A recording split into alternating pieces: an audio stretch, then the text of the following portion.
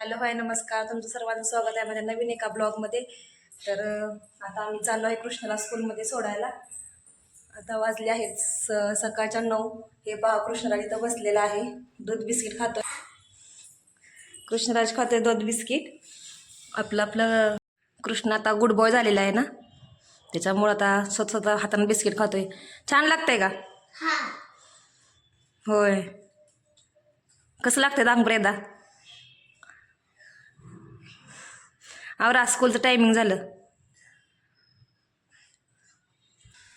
रातचा झालाय सकाळचा नाश्ता. स्कूलमध्ये जायचं आहे. आता मी स्कूलमध्ये जाणार आहे त्याला सोडवायसाठी. तर कृष्णा आवर पटकन, जायचं आहे ना.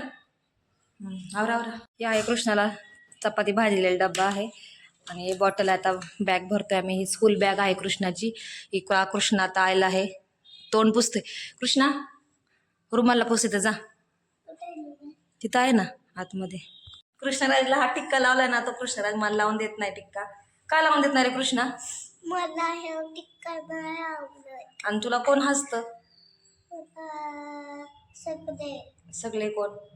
नाही नाही काय ना माझा मैत्रीण असतो एकच. कोण? केदार का?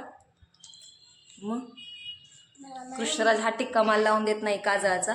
मी त्याला बळबळा ओरडून लावलेला आहे का, तर तो म्हणतो मला सगळी मुलं हसतात स्कूलमध्ये, तो छोटा आहे का म्हणून. कृष्णराज मोठा झालाय का मग?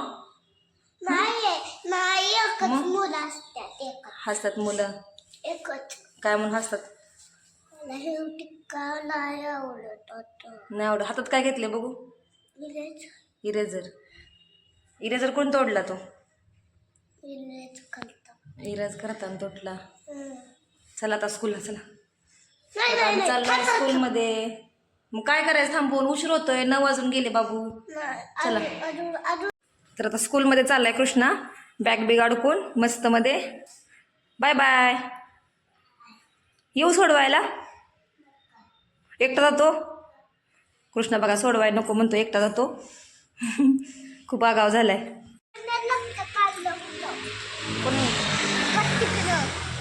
होय चला. सकाळचं वातावरण छान झालेलं आहे.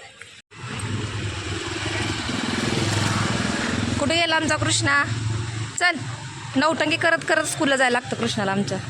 एका साईडनं जात नाही अजिबात, हे गाळ्याच्या साईडनं जातो, है की नाही. चला.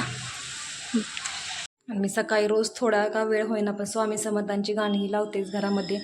खूप असं छान आणि प्रसन्न वाटतं, त्याच्यामुळे हा उपक्रम माझा रोजच चालू असतो. तर आता कृष्णराजला सोडून आली स्कूलला, म्हणून आता देवपूजा करायची आहे आपल्याला. सर्वात महत्त्वाची गोष्ट राहिलेली आहे सकाळपासून. आता देवपूजा करून घेते.